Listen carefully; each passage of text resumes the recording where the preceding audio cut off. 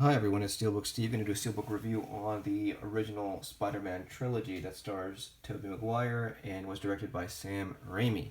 So way back when, I think it was 2000, 2001, these films came out. You've got the Amazing Spider-Man, and now you've got the newer version of I think it's Tom Holland's Spider-Man that's coming out, Homecoming, which looks really cool as well. Wasn't a fan of Amazing Spider-Man. Was a fan of this one here. I think it captured the more goofy or bumbling nature of Spider-Man. There's a lot of parallels if you look at this film here and with Richard Donner's 1978 Superman's film in their kind of relationship to another. And that was a great comic book film for its time. And this one here as well, I think for its time when it was released, it was a benchmark in terms of how a superhero film should be made, paying attention to character development. And for a long time, there's been really horrible looking releases in terms of its steelbook, but UK and I think Germany and Italy came along and have given us a very nice looking steelbook release. Now the UK ones do have a lenticular cover on top. You can just peel that off a magnet. I got these from Italy, and it's the same underlying steelbook, but there's no lenticular magnet. Much improved over the previous versions. Here we can see high gloss. Again, the New York City background. You're seeing a touch of the webbing. You're going to see that throughout all of them. Some highlights. You can see some rain, some lightning, and if you look closely here, there's some embossing of the character himself, embossing of the title, and a bit of highlighted gloss to certain aspects of his costume.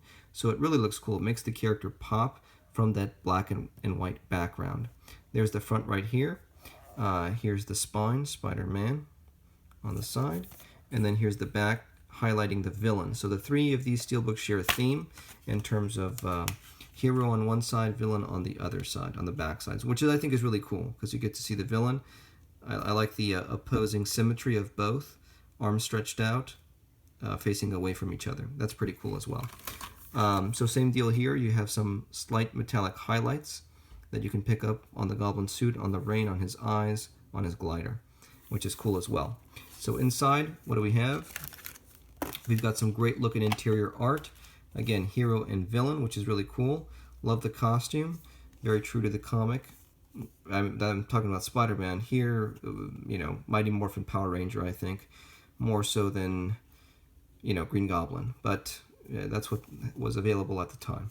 So there you go. Blu-ray release has some cool special features. I did end up keeping my original collector's edition 2-disc version just because there were so many more special features here that are not found on the Blu-ray. For some reason, some galleries don't get ported over, and some other, I think, comic book correlations and small, smaller special features, but again, I'm a completist. I'm a Spider-Man nut. I love Spider-Man, so I had to keep those. If you're not, the disc is fine itself because it does have the majority of the special features. So that's it for this particular review of Spider-Man.